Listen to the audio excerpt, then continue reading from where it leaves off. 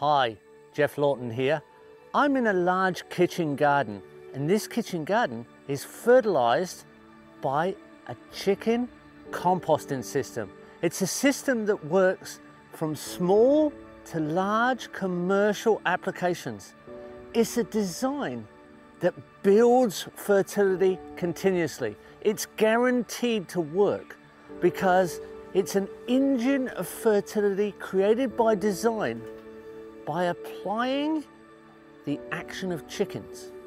Now, you also get egg production, and you can also have chicken production because you can incubate the eggs or your chickens can go broody. But the main function is that the chickens are put to work at what they do best, which is continuously scratch and continuously consume insects and seeds. And most of those seeds are weed seeds, or they can be. Now, they're not on the ground. The fertility is on the ground and it's continuously producing. It's producing at an extremely high rate of both volume, potential diversity, and nutrient density.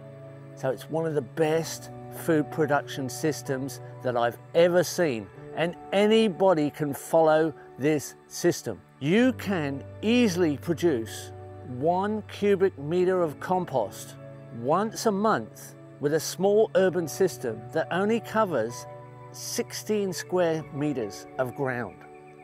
On a commercial level, you can produce 1 cubic meter a week or up to 2 cubic meters a week on a larger system.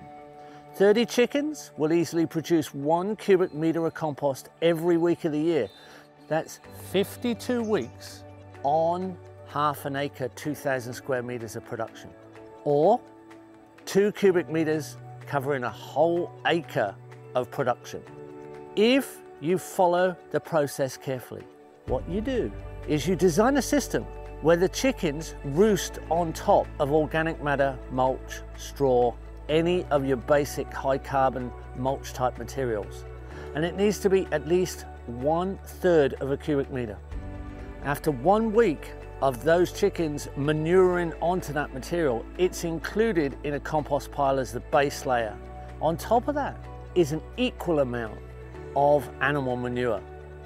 That can be cow, horse, sheep, goat, any of the large animals. And then on top of that, you have to gather or accumulate 1/3 of a meter of food scraps or weeds from your garden, or a combination of both. They're put in a pile and the chickens are set to work. They naturally go for that pile and turn it over and spread it and disassemble it out, leaving a hard core in the middle and a spread outer edge. 1 week later, you reassemble that with the spread material in the core and the core on the outside, so they naturally allow you an easy way to turn it inside out. You perform that every week and make a new pile of materials every week. You fill up your chicken pen with mulch, you bring in more large animal manure and food scraps and weeds. Every week you make a new pile. 5 weeks later, just 5 turns in 35 days, you have 1 cubic meter of material coming out at the other end of the commercial systems, or 2 cubic meters if you have 50 chickens. In the urban system, you just turn it over once a week, from a cage to an open pile, from an open pile to a cage. And then you have a system within 6 to 8 weeks, you have a cubic meter coming out. And a week later, you have a 2nd cubic meter. 12 cubic meters a year for an urban system. You've got to see what 12 cubic meters of high quality fertilizer, high quality organic compost does to an urban garden. 1,000 square meters could easily be fertilized, or much less would be even more fertile. And then if you go into a commercial system where you have 1 cubic meter every week going on 2,000 square meters, half an acre, or 2 cubic meters going on an acre, the fertility is continuous. The production is continuous. It can be diverse, and it's obviously very high in nutrition. You're getting the highest production rates possible. You can go up to 12 tons to the acre in production equivalent in a per square meter production ratio. this system is guaranteed to feed humanity on an urban and commercial level.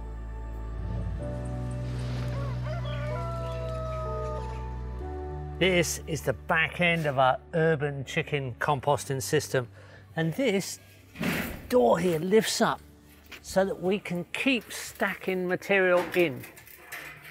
It takes a few weeks to process our compost in the front end. Now, if we keep stacking here, we'll keep this full because the chickens manure into this every night and it starts to break down a little bit, and we want volume. Every time a lawn's mowed and we've got clippings in the catcher, we can put extra in here. It'll receive extra manure and it'll be better fertilizer as an initial compost component, because this is our bulk material to make our compost with to start off. By the time our compost finished, we've already made a good mixture here.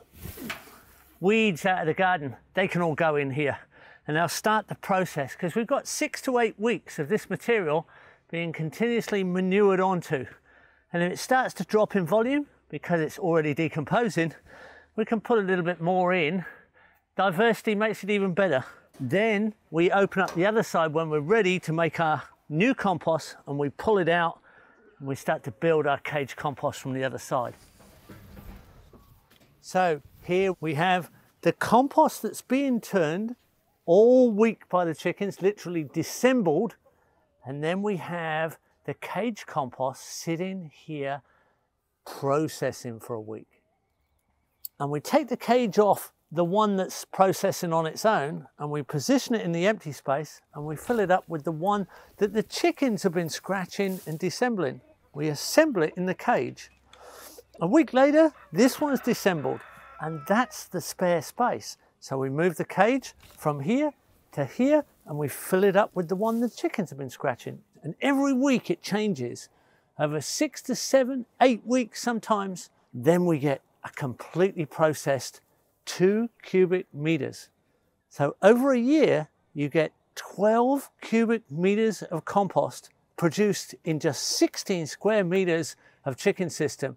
And that's enough to completely revolutionize urban gardening, so that every urban garden that can allow 16 square meters of this process gets completely fertilized every year with 12 cubic meters of compost. You can then grow just about anything. If your garden's 1,000 square meters or right down to 500, 400, 300, 200 square meters, you'd be flying. But you've also got between 8 and 10 eggs every single day of the year. Can't get a better deal than that.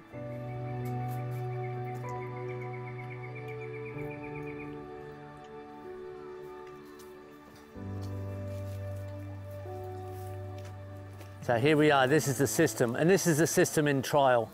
Now, if you set a system up properly, you can put frames right over the chickens and chicken wire all over the top, and make sure they're 100% retained inside the system, because you don't want chickens getting into that fertile garden. They're not good in amongst that garden. They're going to eat your seeds and scratch through your vegetable beds. So they want to be well retained. And also at the top here, you can put in a big door, enough that this door or gate, a tractor can go through. A tractor can then push the material from inside through to the first pile and deliver new material in.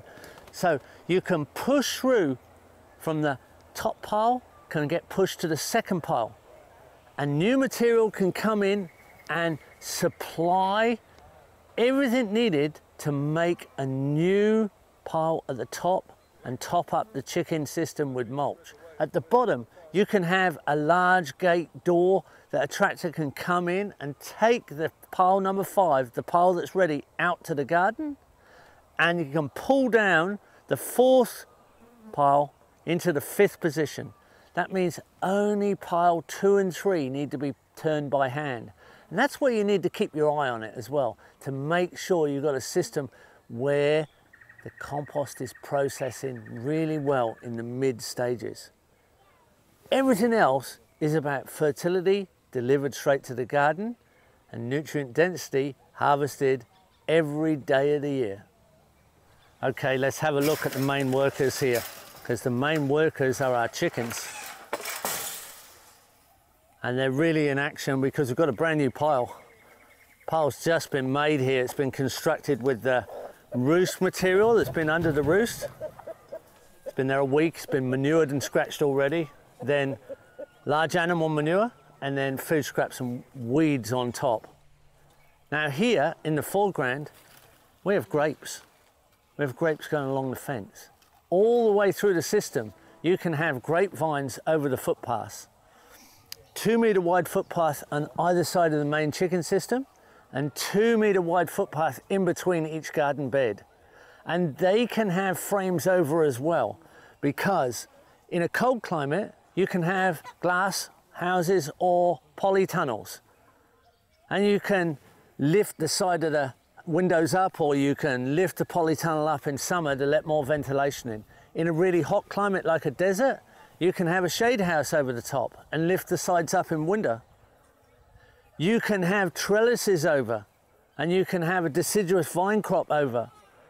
You can have a perennial vine crop for partial shade in the tropics. You can choose the type of shade you have over the gardens, and you can trellis between over the footpath, dividing the gardens with a vine crop. So you can have perennial or annual vines on all of the trellises. That adds to production.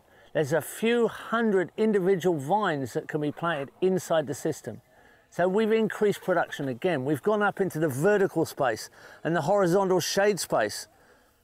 And we've got our chickens, and we've got the diverse vegetables. These systems will feed humanity in the perimeter urban systems, and even out on commercial farms. This is an integrated system of production that never, ever loses fertility if you keep the engine running. And the engine itself is a productive, self-replicating engine. You can breed your own chickens, you can save your own seeds, you can divide your own root propagules. Let's have a look at how fertile these systems are. This material has been processed in 5 weeks, and it's pretty good compost. Now, 30 chickens produce 1 cubic meter every single week of the year, 52 cubic meters.